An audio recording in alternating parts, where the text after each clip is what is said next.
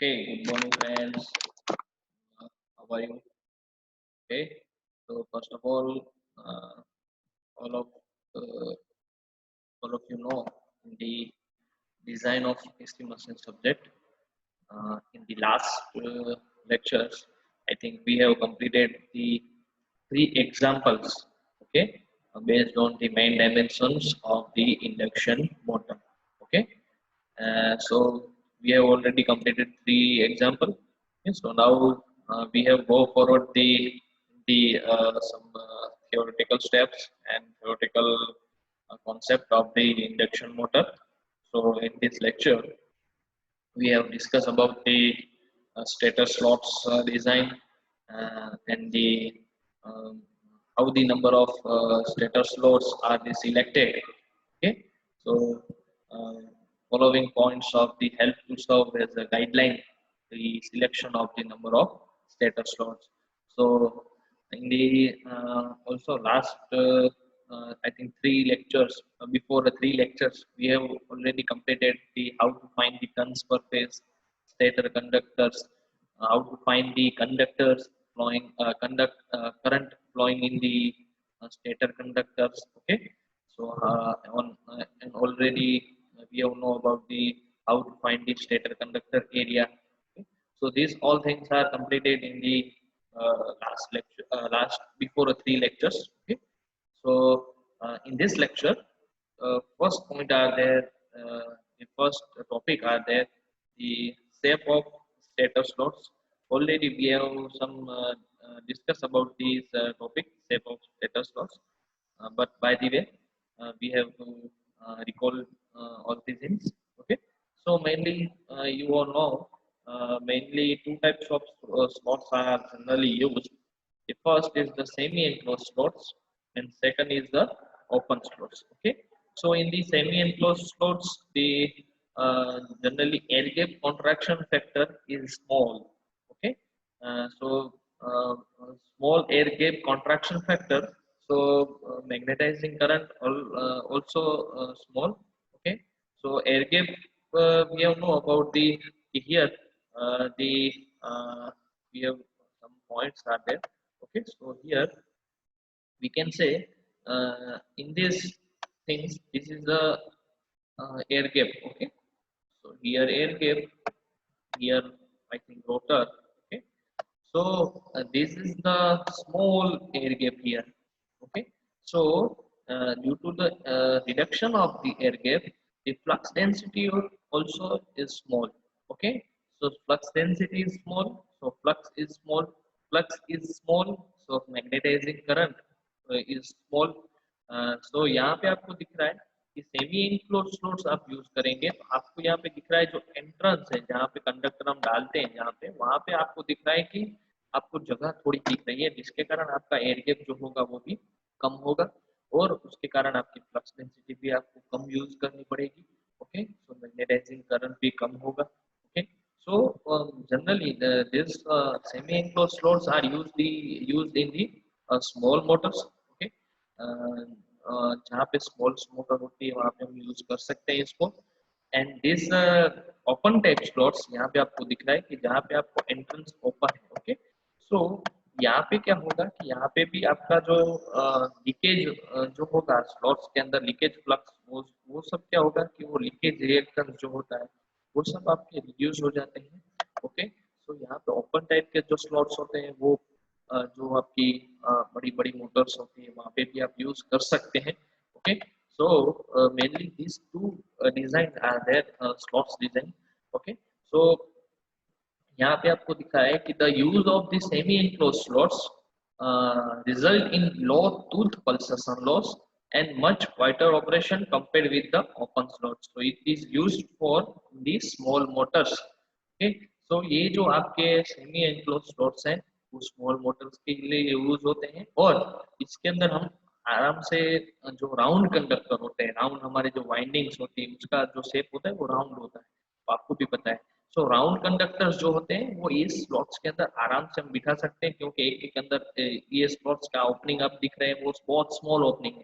तो इसके अंदर हम डायरेक्टली धीरे धीरे एक एक कंडक्टर दो दो कंडक्टर डालते जाएंगे राउंड कंडक्टर, तो इसके अंदर आराम से अरेंजमेंट हो जाएगा। ओके, सो आपको भी पता है कि जब मोटर की जो रेटिंग बढ़ता जाता है तब कंडक्टर का भी एरिया ज्यादा बढ़ता जाता है, कंडक्टर जो होता है डायमीटर उसका बढ़ता जाता है, गेज उसका कम होता जाता है।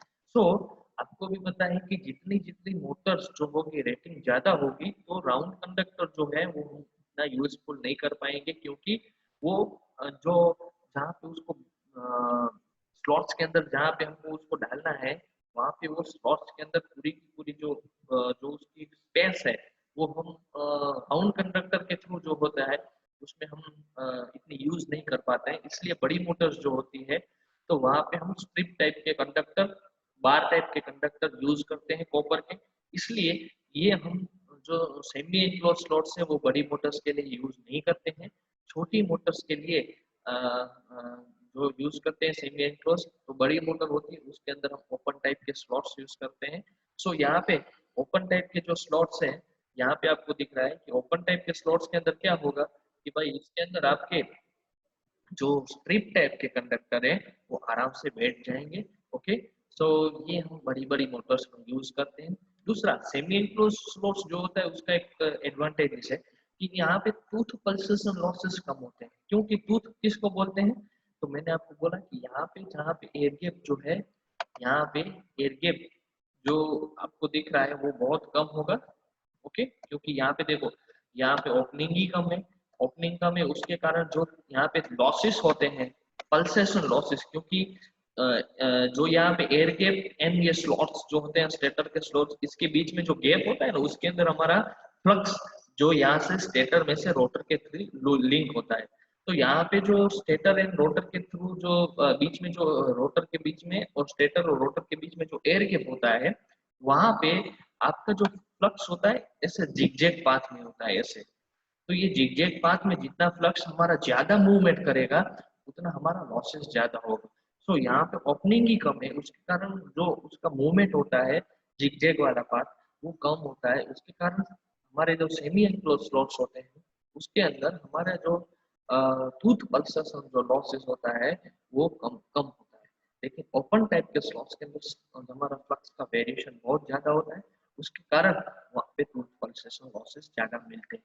ओके, तो हम बताएंगे टूथ पल्सेशन लॉसेस के बारे में आगे भी बात करेंगे। ओके, सो ये एक छोटा सा टॉपिक था वो हमने अभी कंप्लीट कर लिया।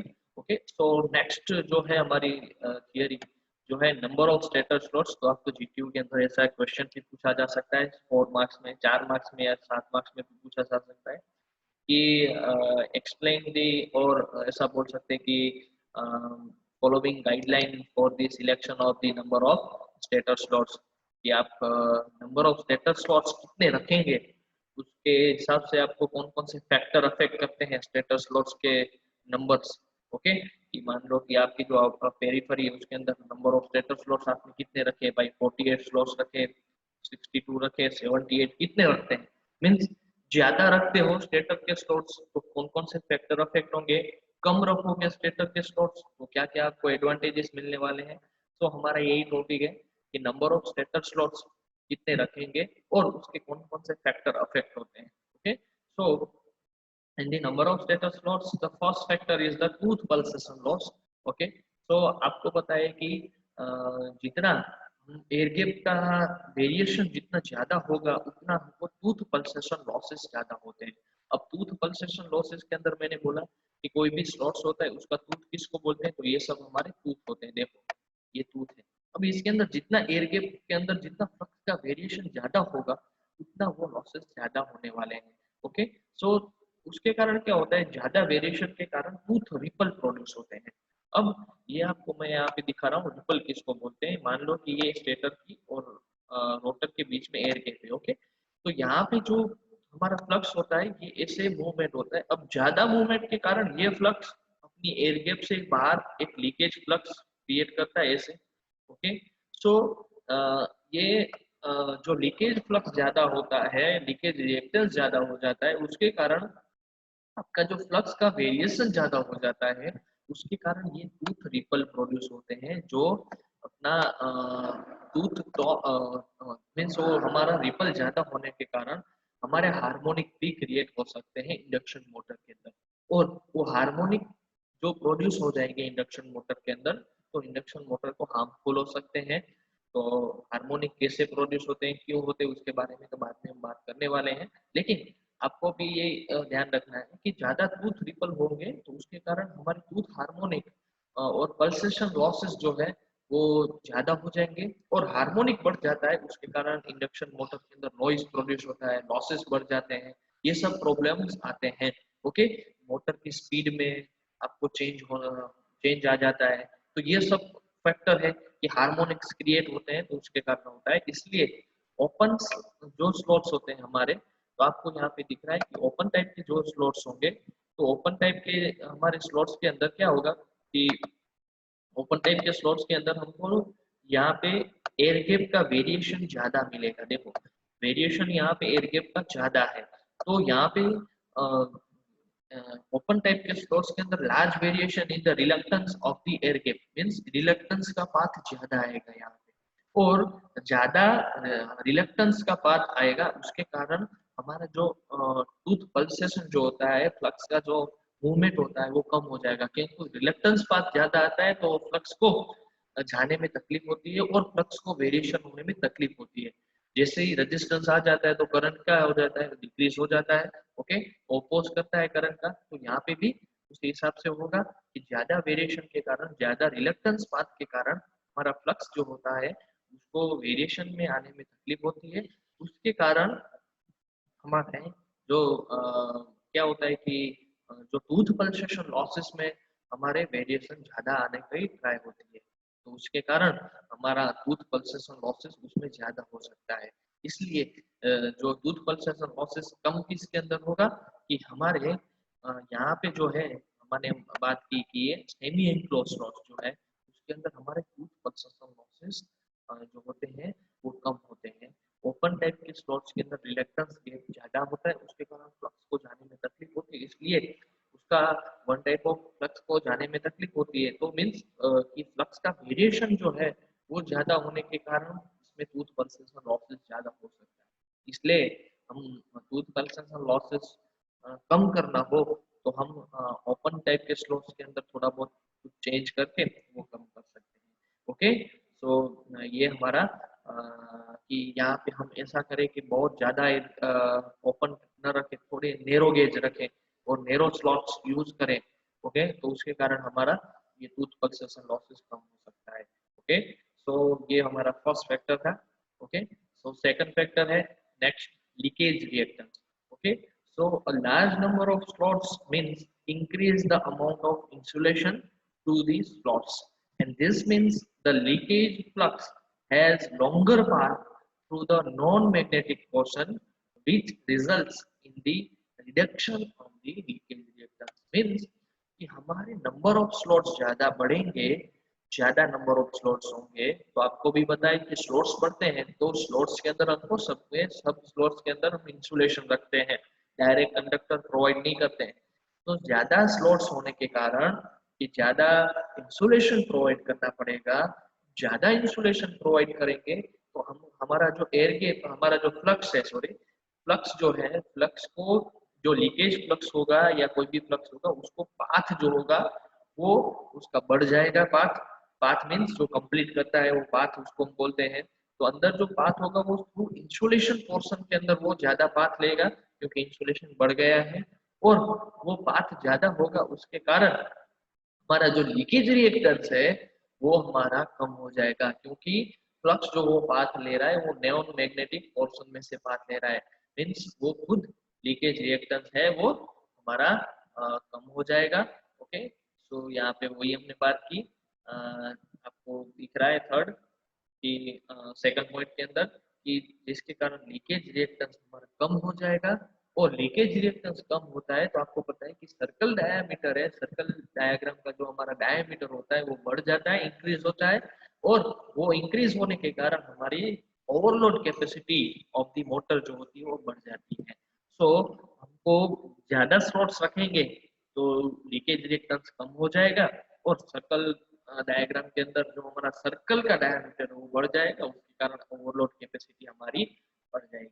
ओके, सो ये हमारा एक सेकंड पॉइंट था। Okay, now we have discuss about the third point, magnetising current and core loss. Okay, so use of the हम large number of slots use करेंगे, मींस नंबर ऑफ स्लॉट्स ज्यादा रखेंगे stator के अंदर, so results in the higher flux density at the tooth section। Okay, और हमारा जितने number of slots ज्यादा होंगे तो आपको पता है कि हमारा जो ज्यादा स्लॉट्स होते हैं तो वाइंडिंग की उसके ऊपर इस हिसाब से आएगी, और वाइंडिंग मीन्स उसके अंदर स्लॉट्स के अंदर जो कंडक्टर है वो ज्यादा जाएंगे, उसके कारण सब कंडक्टर के अंदर से मैग्नेटाइजिंग करंट जो हमारा होता है स्टेटर के अंदर वो बढ़ने वाला है, ऑब्वियसली बात है। और मैग्नेटाइजिंग करंट बढ़ेगा तो उसके कारण हमको पता है कि जो लॉसेस होते हैं, कोर लॉसेस, वो बढ़ने वाले हैं। तो नंबर ऑफ स्लॉट्स आप ज्यादा रखोगे तो मैग्नेटाइजिंग करंट की रिक्वायरमेंट ज्यादा होगी, एंड कोर लॉस जो होगा वो भी आपका बढ़ने वाला है, क्योंकि मैग्नेटाइजिंग करंट के कारण हमारा जो फ्लक्स होता है वो बढ़ता है, और वो फ्लक्स बढ़ता है तो उसके कारण हमारे कोर लॉसेस बढ़ते हैं। ओके, सो ये हमारा थर्ड पॉइंट था। नाउ फोर्थ पॉइंट है वेंटिलेशन। ओके, कि आपको नंबर ऑफ स्लॉट्स आप ज्यादा रखोगे तो क्या होगा पता है, कि नंबर ऑफ स्लॉट्स आपने ज्यादा रखे तो आपकी जो स्लॉट पिच किसको बोलते हैं, दो स्लॉट्स के बीच का डिस्टेंस। अब मान लो कि एक मैं सर्कल बनाता हूँ, वो सर्कल के अंदर मान लो कि मैंने 20 स्लॉट्स रखे हैं।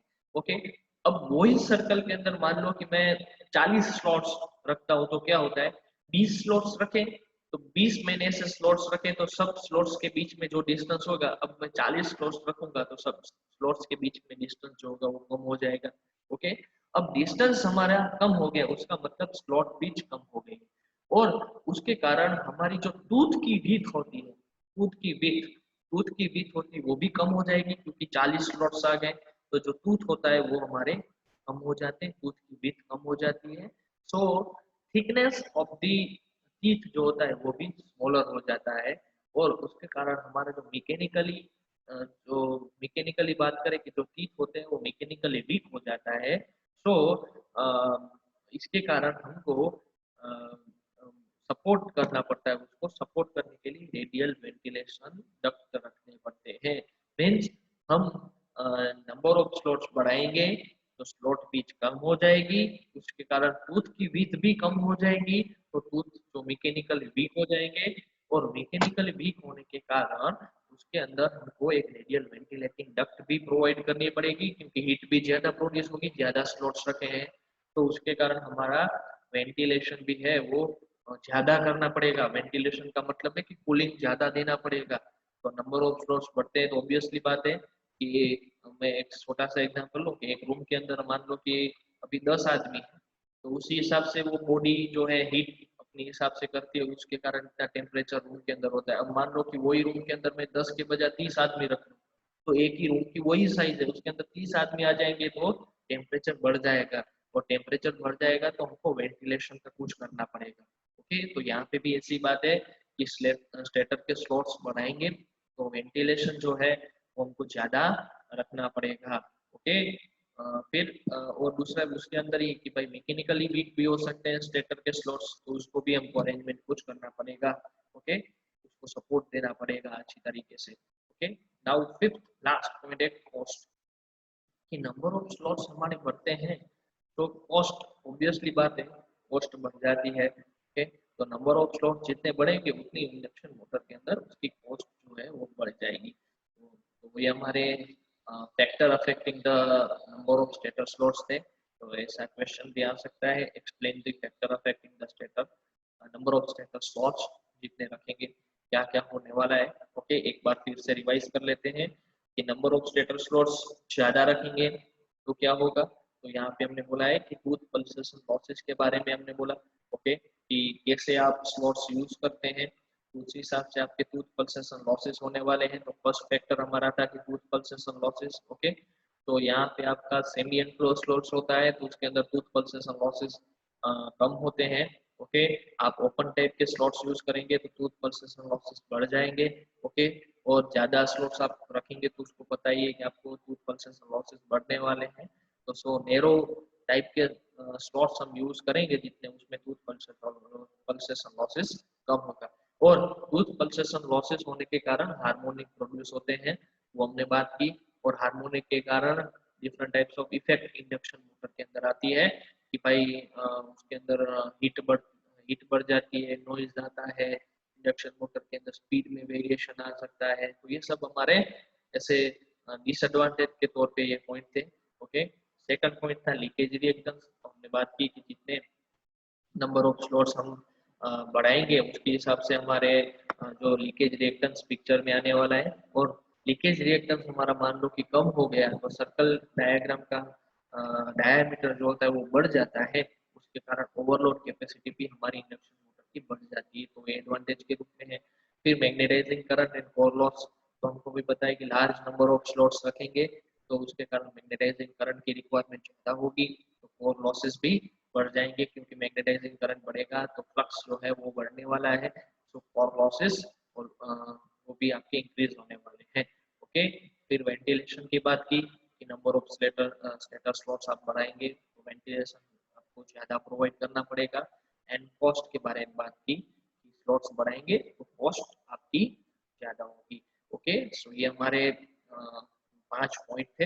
ओके, तो ये लेक्चर में हम इतना रखते हैं। नेक्स्ट लेक्चर में हम बात करेंगे कि भाई हमने सब एडवांटेजेस एंड डिसएडवांटेजेस देखे कि नंबर ऑफ स्टेटस के स्लॉट्स कितने रखने के। ओके, तो नेक्स्ट लेक्चर में हम बात करेंगे कि तो नंबर ऑफ स्लॉट्स रखने के कितने इंडक्शन मोटर के अंदर, तो कौन कौन सी गाइडलाइंस है कि आपको इतने नंबर ऑफ स्लॉट्स रखोगे ये मोटर के लिए तो आपको अच्छा रहेगा। ठीक है, तो ये हम नेक्स्ट लेक्चर में बात करेंगे कितने नंबर ऑफ स्लॉट्स रखेंगे। ओके, तो आज हम इतना रखते हैं। ओके, और आज के लिए एक क्वेश्चन है कि explain the factor affecting the number of stator slots in the induction motor। ये आपका एक क्वेश्चन है असाइनमेंट के तौर पे। ओके, आपको नेक्स्ट जब हम मिलेंगे तब दूसरे जो थियरी पोर्शन है उसके बारे में बात करेंगे। Okay, so thank you all, happy learning.